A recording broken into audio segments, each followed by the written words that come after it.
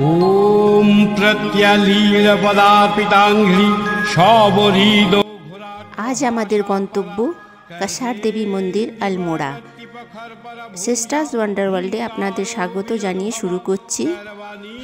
ভারতের এক রহস্যময় মন্দির, উত্তরাখণ্ডের আলমোড়ার কাছে কাসারগড়ের দুর্গা মন্দির।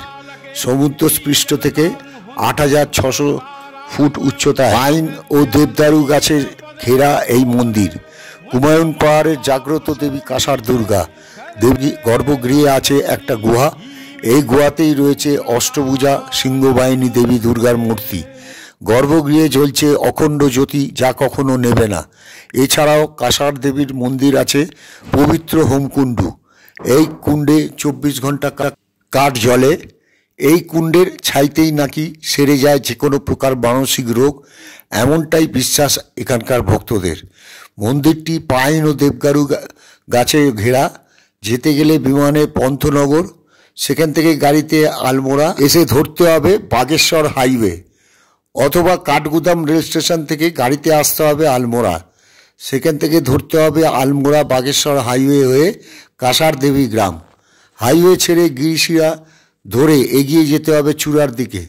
পাহাড়টির নাম কাশ্যপ, তবে বেশি পরিচিত ক্র্যাম্পস হিল অথবা হিপি হিল নামে, কারণ ১৯৬০ থেকে প্রায় ১.৫ দশক দলে হিপি এসে এই পাহাড়ে তাঁবু ফেলে দিতেন।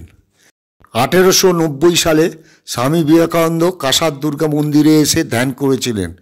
তিনি নিজের বইয়ে এই অঞ্চলকে গোটা বিশ্বের কাছে তুলে ধরেছেন।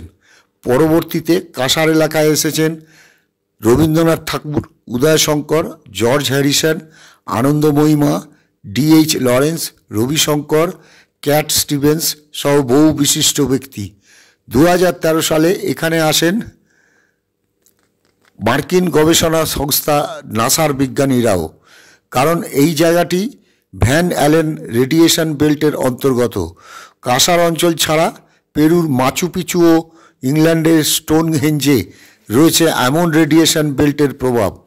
বিজ্ঞানীদের ধারণা, এই রেডিয়েশন বেল্টের জন্যই ভূচম্বিকীয় ও মহাজাগতিক রশ্মির মিলিত প্রভাবে গোটা কাসার এলাকায় কাজ করে, যার জেরে এই এলাকায় পজিটিভ এনার্জির পরিমাণ বেশি থাকে।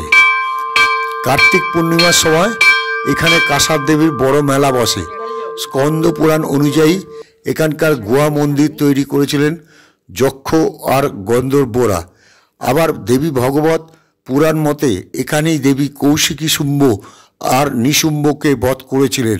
স্থানীয়দের বাসিন্দাদের মধ্যে বিশ্বাস, দেবী দুর্গা অর্থাৎ দেবী কাসারের লীলায় তাদের মনকে কোনো বিষণ্ণতা স্পর্শ করতে পারে না।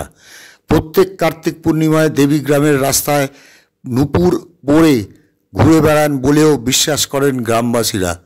দেবী কাসারের মন্দির থেকে ১ কিলোমিটারের মধ্যেই রয়েছে শক্তিপীঠ কালীমাঠ। ওই শক্তিপীঠে দেবী কালীর সঙ্গেই পূজিত হন লক্ষ্মী ও সরস্বতী।